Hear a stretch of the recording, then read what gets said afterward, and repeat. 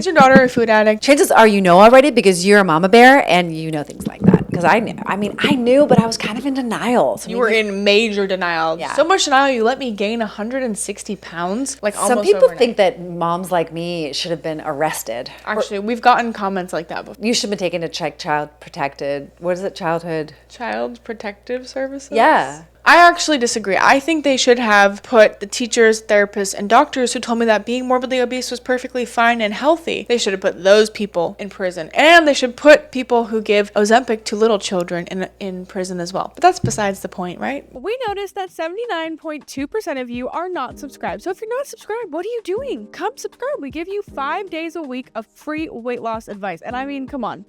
It's a pretty cool vibe over here. So I'd love it if you'd come join. We really appreciate all of your support. So please don't forget to subscribe. Today we're here to talk about how do you know your child is a food addict? Well, the first thing is she's fat, just visibly fat. That's the best way to know. That's one indication for sure. But another thing is hiding while eating. I think if your child is like hiding in the corner or behind the door in the pantry or in their bedroom, or let's say you're running an errand and you come back and you notice they've eaten something, that's a really good early indication that your child is developing an eating disorder and might be becoming a food addict. So hiding when you eat is definitely a food issue. You've got a food issue on your hands. Another indication is that they will only eat certain things that are sweet, that have flour and sugar in them. That's a telltale sign. If they're only going to eat white tortillas with strawberry jam and cream cheese, or they're only going to eat... That was my favorite snack when I was little. It's still my favorite, but now I use an egg life wrap, cottage cheese, and sugar-free. I make my own sugar-free preserves. It's very good. I forgot about that. I recently made those. That was so interesting. Or they're really like, they'll only eat ice cream.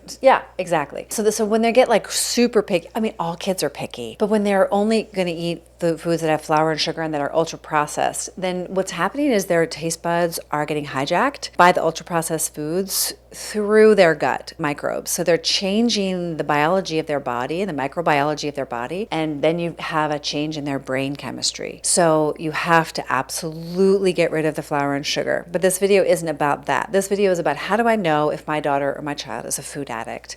And these are some telltale signs. Another thing is dysregulated behavior around food. So that means like obsessing or, and again, like Penelope mentioned in a previous video about how important it is that you check what they're checking. Check what they're obsessing about. Is it crumble cookies? Is it milkshakes? I don't know what the trends are, but you do. In-N-Out fries, In-N-Out burgers, onion burgers. There's all these different types of burgers that are always trending every week. But the way you just get on those trends, then you remake it at home with no flour, no sugar. So you have to learn the swaps, which a lot of people don't know. Like, oh, if I don't use sugar, what do I use? Monk fruit, allulose. Comment down below if you want some swaps. We'll be happy to tell you. And also go over to our Substack and check it out. Well, and also, we're recently helping a lot of moms and daughters right now with this problem. Like, okay, well, I need recipes because she likes all these things. And then mom and I are like, here you go. And they're like, oh my gosh, she loves it. And oh my gosh, she's losing weight. And oh my gosh, I'm losing weight, And you're getting your taste buds back. You're getting your brain back. You're getting your kid back. Because let me tell you, it went too far for me. Penelope was 320 pounds at age 15.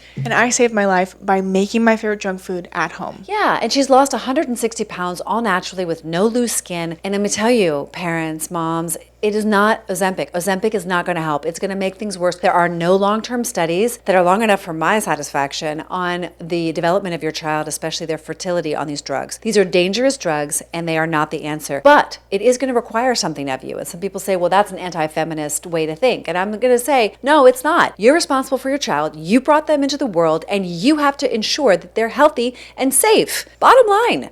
And it is in your kitchen, and it is in your heart, and it is in your home.